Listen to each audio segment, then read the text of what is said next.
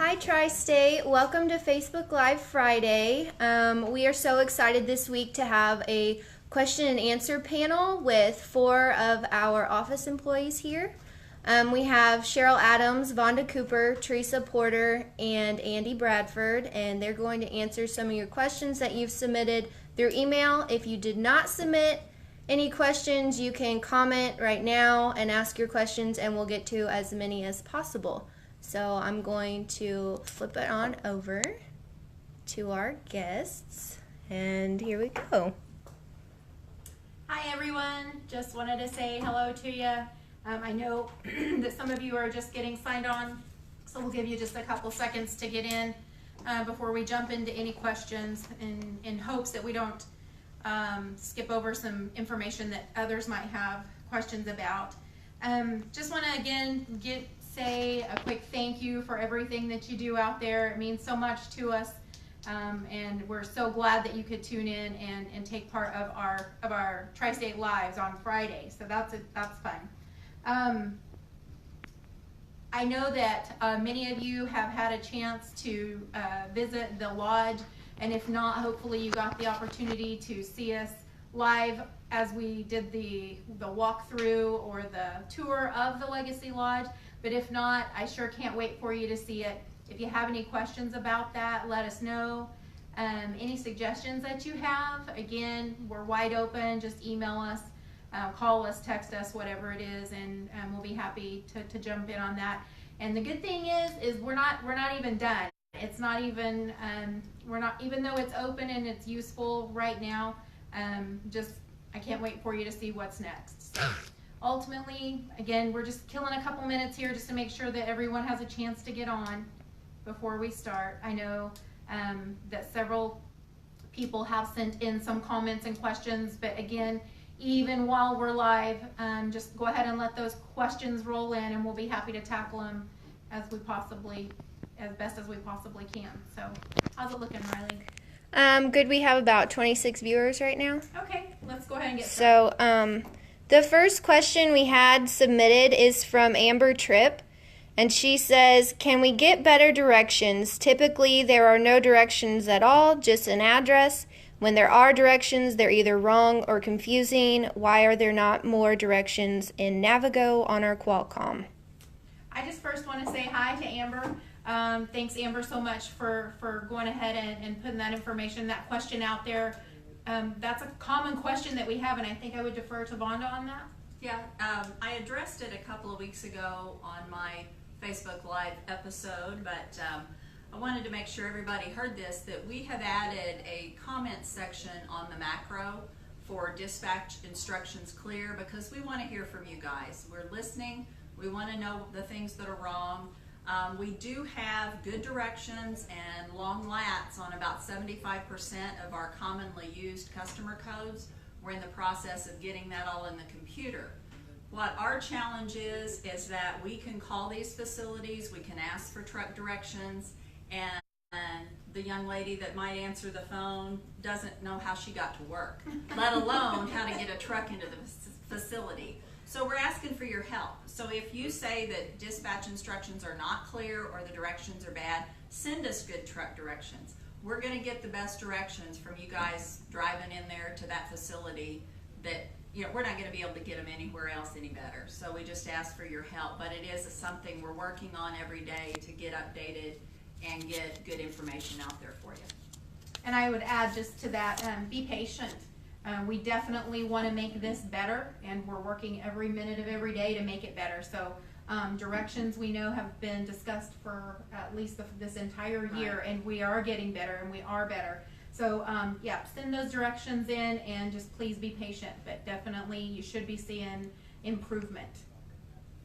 Okay, the next submitted question we had is, I don't know if I'm going to say this right or not, David Widney or Widney.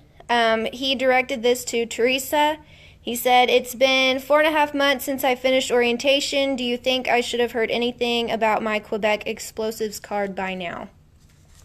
David, thank you so much for bringing up that question about Quebec explosives permit cards.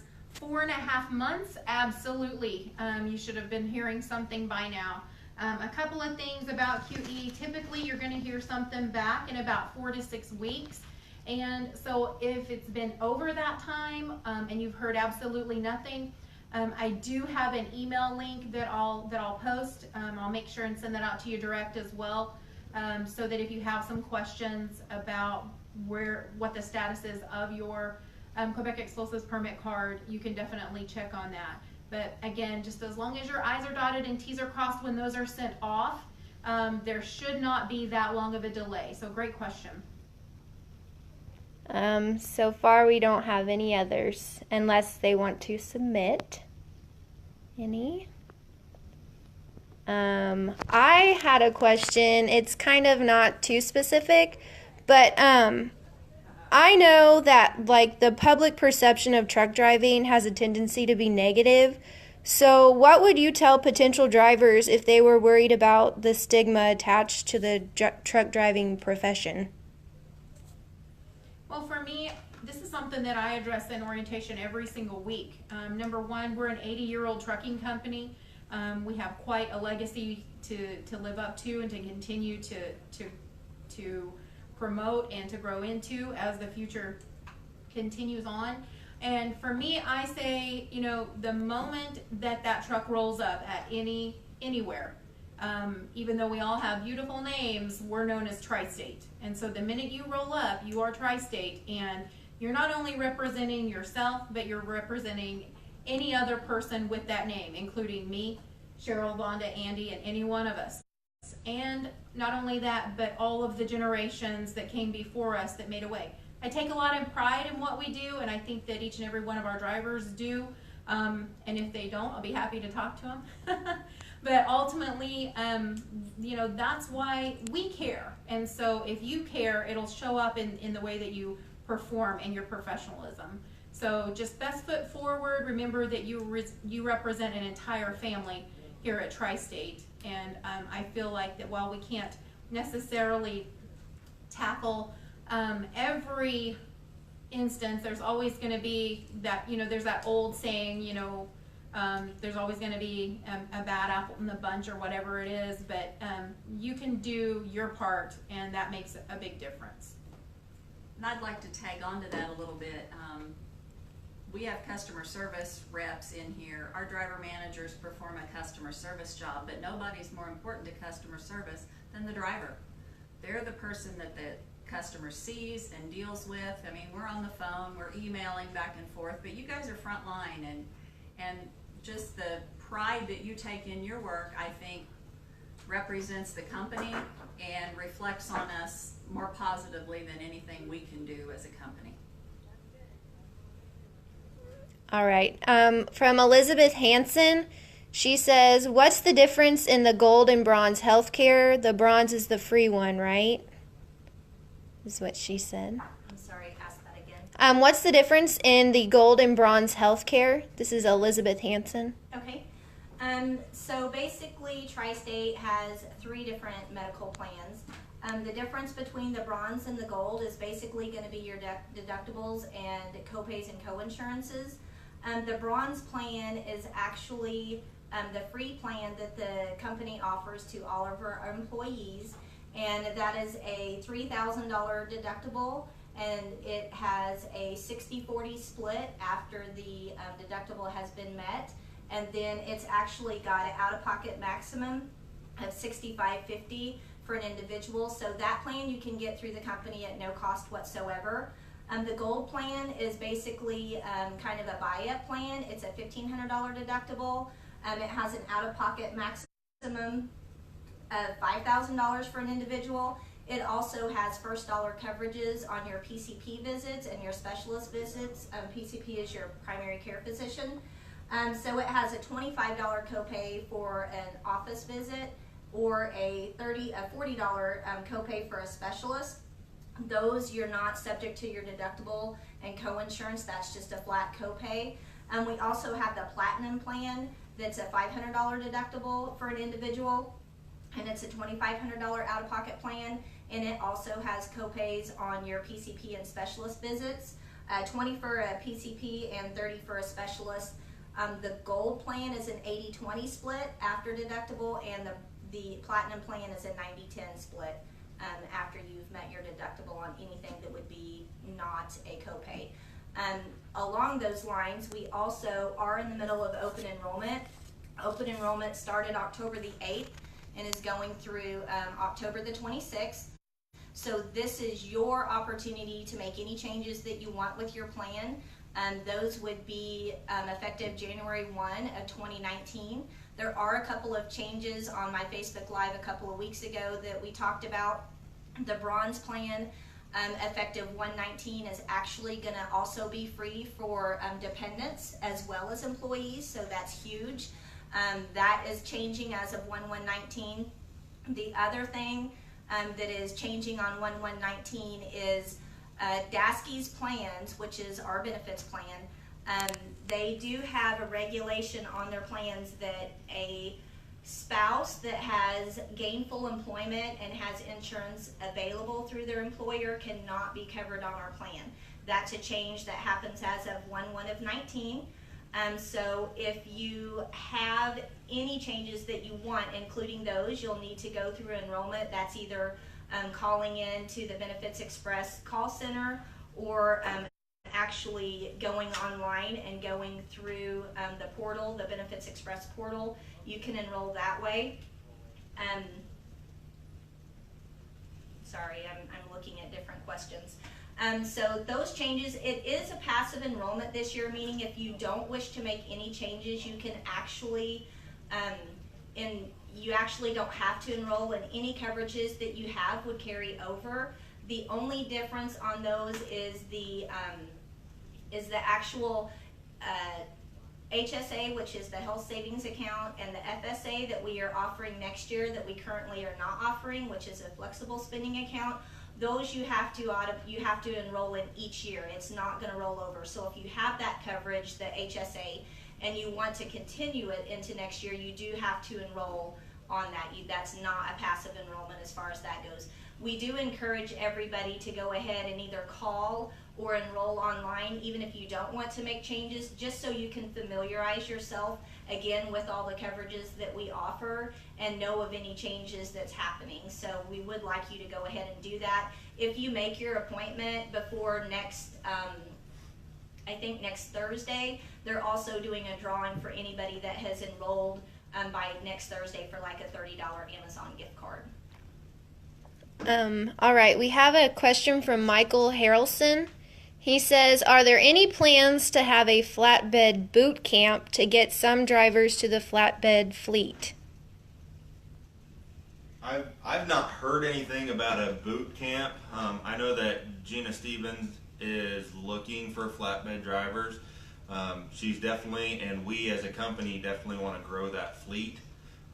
So if you're interested in that, please reach out to your driver manager so they can get you in contact with Gina Stevens. But yeah, absolutely we want to grow that fleet, but I don't know of a boot camp per se that we would be doing for that. If you still need additional flatbed training, we'll swing you through Joplin. So even if you don't have the experience but you're interested in the flatbed division, don't let that deter you.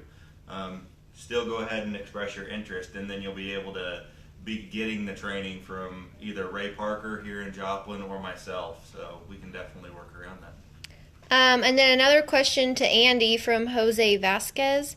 He says, after 2 years, do the drivers have to schedule to get hazmat retake, or is this done through the company, and will schedule employee for hazmat class?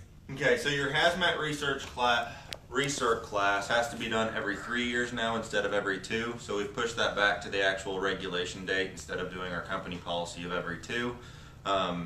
But whenever you are coming up on your recertification, all you have to do is get with your driver manager, and they will get with myself and Theresa Porter. That way we can get you scheduled in, and then it's still the 3-day research just like we did originally. Okay, I have another question for Cheryl. This is from Danny Navarro. He says, what about the people who do not have the bronze or gold plan from Tri-State for insurance? He says, I have insurance from R&R, so if I do not change anything on my insurance, what happens? Okay, so that's a great question. First off, there's effective 1/1 of 19. There is no R&R platform or tri-state platform. Everything is going to be the same exact platform. We had to keep it as separate platforms even though we were one company this year, strictly for the fact that R&R had already been participating in the DASKI plans, and if we had you guys change again, you would have done a third enrollment in less than 12 months, and that was not very fair to you guys. So we kept the platforms separate. Obviously, we're all one company now, and we want everybody to have the same insurances available. So being that you were former R&R, it's the same thing. The platform that Tri-State has is your platform because it's Tri-State plans. So if you had, I think before R&R actually called it an A and a B plan, which was the bronze and the gold. It was just called the A and the B. So it's the same thing. If you don't do anything, whatever coverage you have is going to carry over because the plans were the same. The only difference is going to be if you're on the bronze the bronze plan now, that's going to be free effective 1/1/19, where it was not free to you in the 2018 plan year. And I also need to address another question that came in via phone. So there's a question about the old RMG 401k plan. Anybody that participated in that or is now participating in the DASKI 401k plan. The question came up of, do they have to do something to roll their money over? Is that going to be something the company is taking care of? So anybody that participated in the RMG 401k plan, that actually will roll over automatically. We will be trying to do that before the end of the year. It's not going to require anything on your part whatsoever. We will actually submit everything to the plans for you. Everything will roll over and map.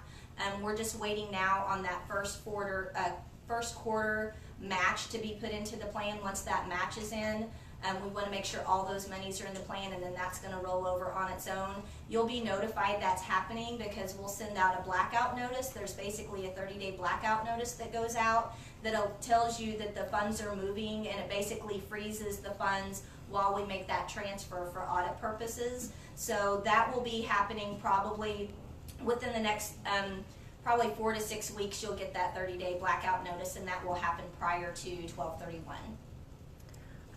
All right. This question is from Christine and Tom Peterson. They say, can you please set up a phone number for after hours weekends and when your FM is not there? They said trying to talk with someone is nearly impossible. Driver manager, a DM. Oh, sorry. Or Yeah. fleet manager. Yeah, we have after hours numbers, and certainly get with your driver manager, and those will be shared with you. They're in your driver manual. Yep. They're published in a lot of different locations, but check with your driver manager and get those numbers and make sure that you have the correct number. We've added to our staff recently on nights and weekends, so we have additional coverage. And we're looking to continue to grow that staffing because we are not a 5-day-a-week company. We're 7 days a week, and we realize that you guys are out there working, and we want to have the staffing available to you as you need them. And I would just add to that as well, again, something that I say every week in orientation, one number that's super easy to remember because there are multiple numbers that we know that you can get to that will get you to after hours. That's just our 800-234-8768 or 800-234-TSMT. That is a number that is good 24/7. It will get you to someone live.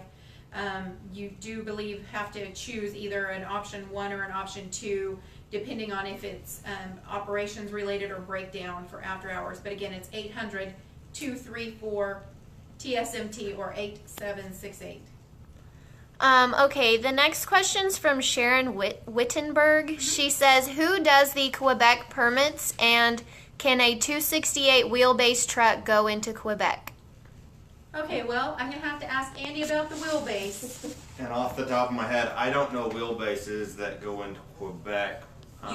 You can permit that truck to go into Quebec. Okay. Quebec's the only province you can permit the long wheelbase for of the eastern provinces, but it can be permitted owner, I'm assuming, so owner expense, but it can be permitted with your truck inspection for a longer wheelbase.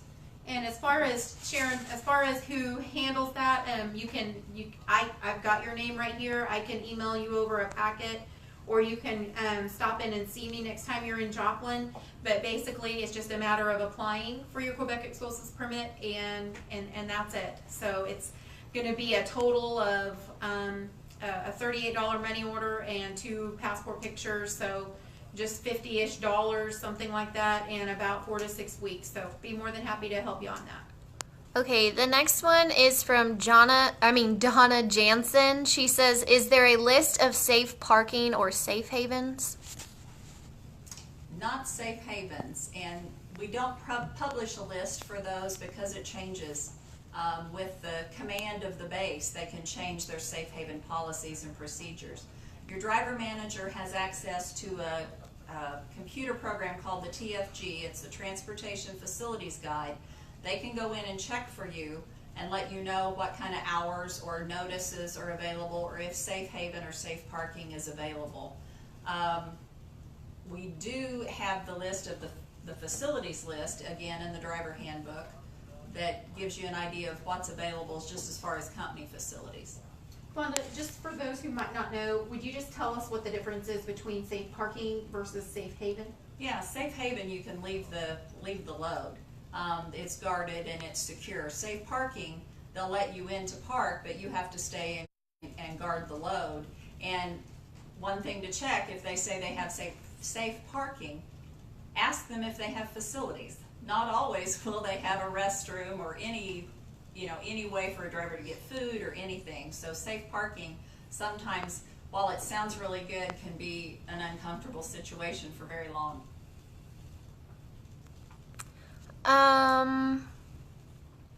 We've got this one from Jackie Walton Hughes. She says, can we work on planners planning drives ahead of time before clocking out and going home, out of convenience and respect more than anything? Thank you.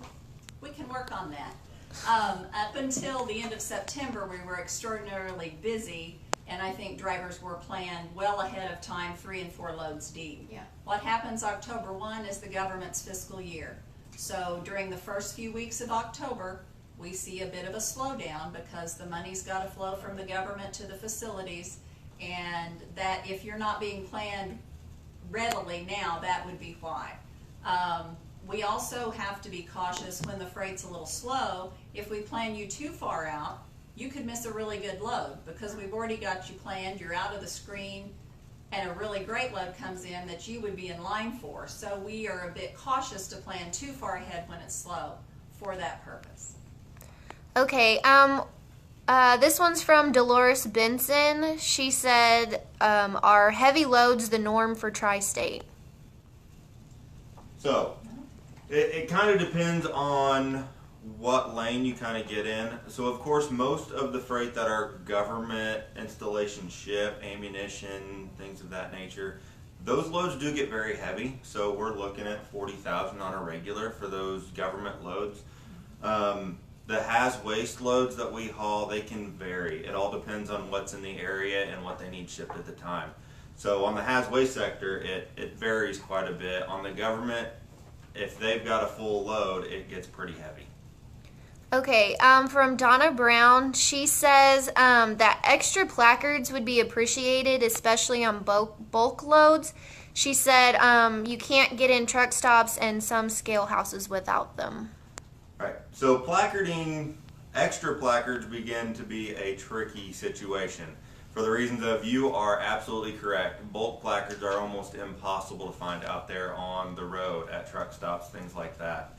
The best thing that we teach in orientation is to, first off, ask that customer for extra placards. Now, they are not required to give us extra placards, but it doesn't hurt to ask, and most of them are nice and they'll give you 1 or 2.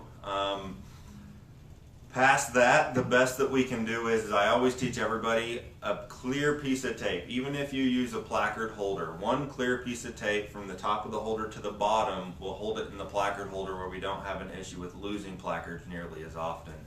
I can't particularly issue out extra bulk placards for the reason, of course you guys know, each bulk placard is a different number. So that's why they're so very hard to find. All right, we don't have any more comment questions. Anything else you want to cover? So I am going to address a little note that Vonda passed me. Feel like we're in high school. So the new rule that DASKE has on spouses effective January 1/19 of not covering them if they have gainful employment and insurance available through their employer. Obviously we're a little bit different than a lot of companies, as we have a lot of husband and wife teams and even husband and wife that are employed in-house. So we are working on that scenario. We actually brought that up to the DASKE people and the corporate plan. So we're trying to get some language, and this is just kind of a work in progress. So we'll announce it when we actually have the language, but know that we're aware that that is causing a little bit of issues with the husband and wife, and we're working on a way to make it where it is fair, for those people. So once I have that language back from corporate, we will forward that on to everybody, and I'll send some stuff via Qualcomm so everybody has that answer. Along those insurance lines, we are going to be sending, I'm going to be sending lots of Qualcomm reminders for people to go ahead and do their open enrollment process. So always watch your Qualcomm and your personal emails. We'll be sending a lot of information out on the insurances over the next couple weeks. Thank you. No more new questions. Anything else to cover? Anybody? I just want to say thanks everyone who tuned in to watch us today, and I really appreciate you taking the time to submit your questions to us. Hopefully we got all those answered. I know that we've been steady taking notes here, so we'll definitely get back to those who we couldn't help immediately, but hopefully we at least have that avenue to help you get the answers that you wanted. I think this is fun. I think this is a great idea that we should do every once in a while, just gather some individuals from various departments and be able to give you the floor and just to answer any questions or address any issues that you might have. But again, I know from all of us, I would just say thank you so much for doing what you do, for being the best out there, and just continuing to represent us so well in the way that you do. So I say thank you so much, and be safe out there.